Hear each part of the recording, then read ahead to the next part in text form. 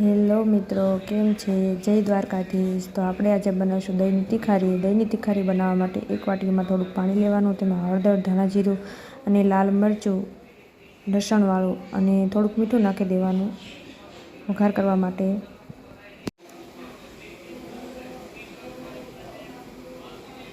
તેલ મૂકી દીધું છે। હવે તેલ આવી જાય એટલે થોડીક રાઈ નાખવાની। રાઈ ફૂટી જાય પછી વઘાર નાખવાનો। તેલ આવી ગયું છે, હવે આપણે વઘાર નાખી દઈશું। બધા મસાલા થોડીક વાર સુધી પાકવા દેવાના। પાકી જાય એટલે ગેસ બંધ કરી દેવાનો, થોડીક વાર રહેવા દેવાનું। થોડુંક ઠંડુ થાય એટલે આપણે તેમાં દહીં ઉમેરી દેવાનું।